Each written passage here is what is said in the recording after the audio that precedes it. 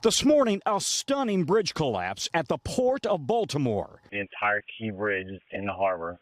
The Francis Scott Key Bridge plunging into the water overnight after it was hit by a cargo container ship. I wanted to know what the bang was. Ship hit the Key Bridge, sinking. The bridge is gone. Holy hell. Video shows smoke coming from the ship before it hit the bridge. The bridge is normally a major artery spanning the Patapsco River, and though the collapse happened in the early morning hours, 1:30 a.m., video shows cars crossing moments before the ship hits. The traffic then paused, but vehicles were still on the bridge as it then crumbled into the water. Fire department and Coast Guard teams rushed to the scene, rescuers searching the water overnight. Still very much in an active search and rescue posture. Our sonar has detected the presence of vehicles submerged in the water. The ship is an almost 950-foot container vessel called Dolly, headed from Baltimore to Sri Lanka. The Synergy Marine Corporation saying it collided with the bridge pillar, and all of its crew members, including the two pilots, have been accounted for. The ship reportedly lost power while in the water. This morning, with the sun rising, search teams continue looking for any survivors in the water as the Baltimore area reels from a major collapse. Tom, we know that there were vehicles in the water, as that official pointed out. The weather is very cold, so if there are survivors who are still in the water, how long can they safely remain in those cold temps?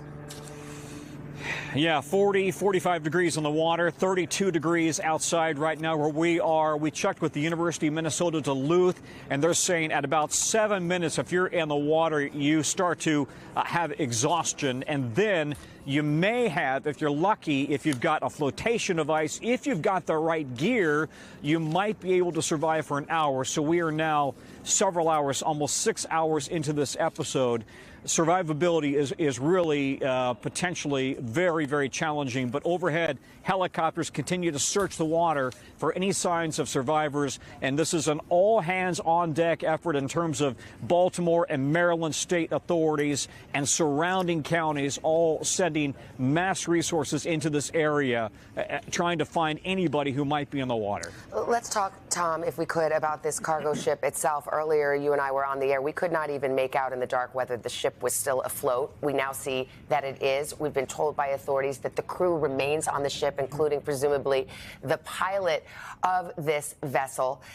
What is the investigation going to look like now? As I understand it, by law, you have to, if you're traveling these very complex waters of in and around the Baltimore Harbor and the Chesapeake Bay, you have to have a local marine pilot on because it is so complex. Yeah. If we can even roll the video, Tom.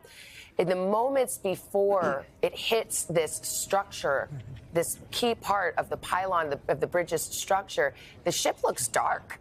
It looks like it's lost power. Yes, and there was one report that it had, in fact, lost power. The fire department chief is saying that they will not put people on board that ship until they do a full damage assessment to determine how safe it is.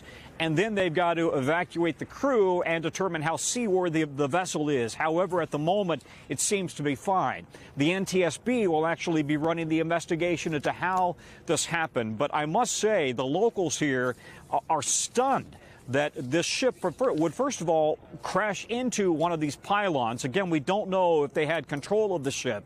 And secondly, stunned that this bridge would be so vulnerable to collapse with the ship hitting a pylon. Just a whole series of questions that you can imagine the entire city is asking. I would make the point we are right up against, very close to I-95, that critical north-south corridor on the East Coast.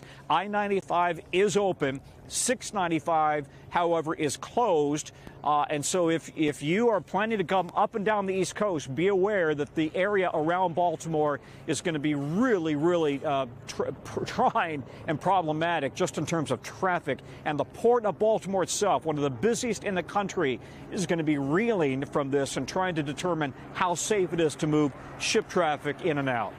Live pictures out of Baltimore as the sun's coming up, Tom. The Francis Scott Key Bridge perhaps totally collapsed this morning, a mile-and-a-half thoroughfare right around Baltimore City.